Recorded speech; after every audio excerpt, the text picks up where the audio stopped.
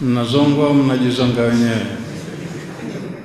Maana tumekuwa kama mbuzi unamtafutia mahala hapa majani hapo, ukaenda kesha jizonga na mti kakana, angalau wazunguke tu upande wa hivi, sali ingilia hivi, hata kujizongoa hawezi. Utamkuta tu kakaa pale pale, majani yapo hayapati na umemkuta na njaa. Mimi labda nisizunguke sana, nitoe mfano tu wa kimantiki. Kwenye Qur'ani Allah amesema wa yas'alunaka 'anil ahilla. Allah anamwambia mtume wake, watu wako wanakuuliza kuhusu hii mwezi kubadilika, sababu ahilla ni jamu ya neno hilal. Akaambia kul, waambie, hiya mawaqitu linnasi wal haji, huu mwezi kubadilika tofauti na jua. Nadhani tumepita hii aya kwenye suratul Baqara. Kasema wameuliza kwa sababu mwezi uko duara na jua liko duara. Mbona jua kila siku likichomoza linachomoza duara lake kamili na linatua na duara lake kamili? Kwa nini mwezi unaanza mwembamba, unakuwa unaongezeka mpaka unatimia, ukesha unapungua mpaka mwisho? Wakaambiwa mwezi umewekwa kwa ajili ya kipimio cha nyakati na kujua ibada zenu za musim kama hija. Tarehe yetu tunapima kwa mwezi mwandamo. Mitume wote walikuwa wanapima tarehe kwa mwezi mwandamo, sio kwa kutumia solar kalenda, ni lunar kalenda. Umenifahamu vizuri mpaka hapo? Sasa kama mwezi ndo unatumika kipimo cha kupima tarehe zetu na kujua misimu yetu ya ibada, inamkinika vipi watu walio katika iklim moja wakawa na tarehe tofauti ndani ya siku moja? Nisikilize kwa makini. Sisi na Saudia leo lini hapa Unguja? Jumanne. Saudia leo lini? Inamkinika siku moja iwe na tarehe tofauti wakati mwezi ndo kipimio cha tarehe? Ingelikuwa mtume yuhai, Allah katuwekea mpaka leo, makao yake makuu yako Madina, au tuseme karudi kwao yakawa Maka, na wakati kama huu wa teknolojia, zamani ndo ilikuwa angalau watu mpaka wasafiri ndo wapeane taarifa, lakini wakati kama huu hatutangazie mwezi umeonekana eneo fulani, leo siku fulani, kwa hiyo kesho siku fulani itakuwa ni mwezi mosi. Tungelisema hiyo ni tarehe ya kwake huko, si kwetu tuna tarehe yetu. Kuna kipindi fulani Uislamu ulipofikia umestawi, umefikia climax, thuluthi mbili za dunia zilikuwa zinaongozwa na Uislamu na kiongozi ni mmoja. Kwa mfano wakati wa Amiri al-Mu'minin Umar ibn Abdul Aziz. Umar ibn Abdul Aziz makao yake makuu yeye yalikuwa hayako Madina, yalikuwa yako Sham. Hii tunayoita sasa hivi Syria. Nafahamiana? Yuko Sham pale. Dola yake ilikuwa upana wake ni kutoka mashariki ya mbali hizo akina Indonesia mpaka magharibi ya Afrika, hizo Mauritania na nini. Upana huu wote ilikuwa ni dola ya Kiislamu inaongozwa na kiongozi mmoja. Urefu wake kutoka kwenye mipaka ya Siberia, kwenye nchi za Urusi huko mpaka kusini ya Afrika huko, maana huko tena ni bahari, kote kulikuwa kuna Waislamu na kiongozi ni mmoja, yuko Sham.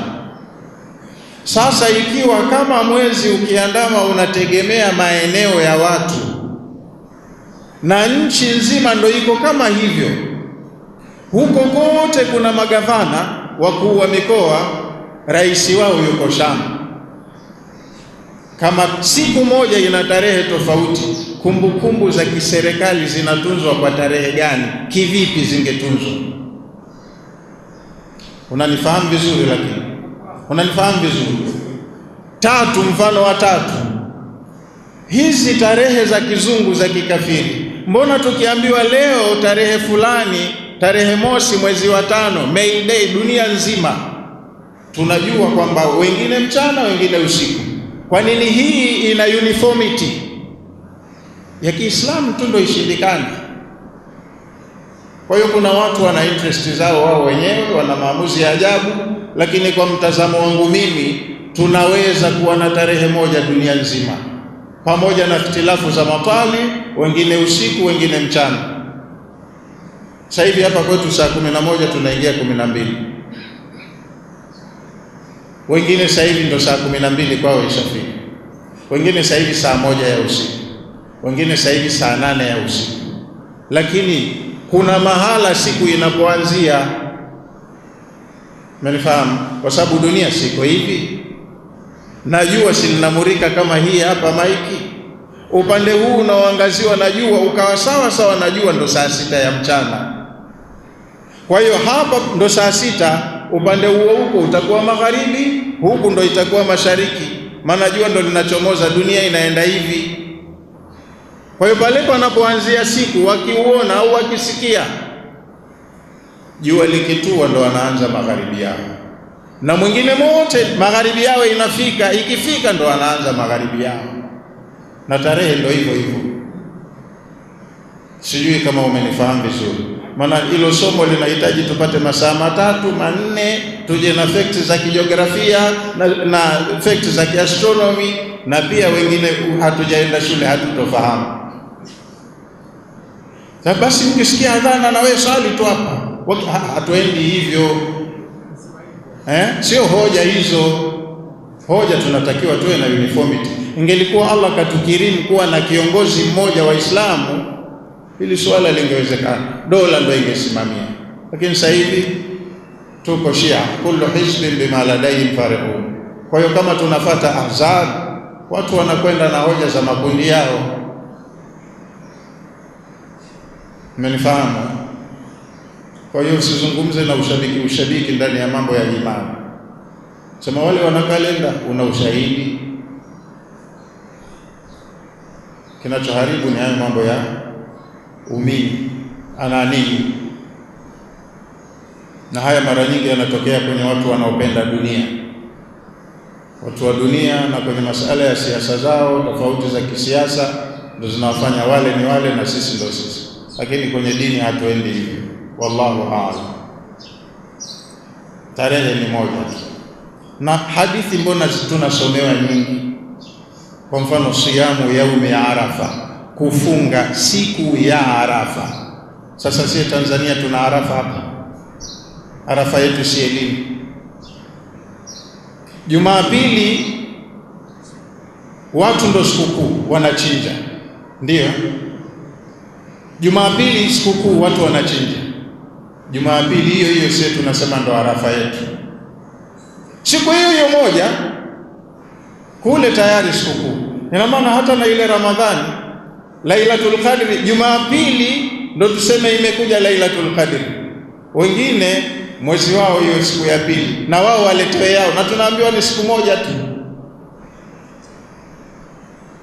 Unanifahamu?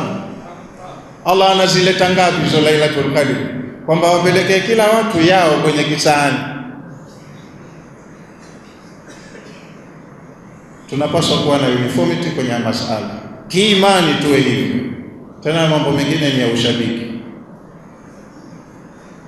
Wallahu a'lam. Bismillahir Rahmanir Rahim. Alhamdulillahi Rabbil Alamin, wa salatu wassalamu ala Rasulillah sallallahu alayhi wa sallam. ربنا تقبل منا إنك أنت السميع العليم وتب علينا إنك أنت التواب الرحيم واغفر لنا وارحمنا إنك أنت الغفور الرحيم. ربنا آتنا في الدنيا حسنة وفي الآخرة حسنة وقنا عذاب النار واغفر للمؤمنين والمؤمنات والمسلمين والمسلمات الأحياء منهم والأموات برحمتك يا أرحم الراحمين. ربنا اغفر للمؤمنين والمؤمنات والمسلمين والمسلمات الأحياء منهم والأموات برحمتك يا أرحم الراحمين. وصلى الله على سيدنا محمد وعلى آله وصحبه وسلم.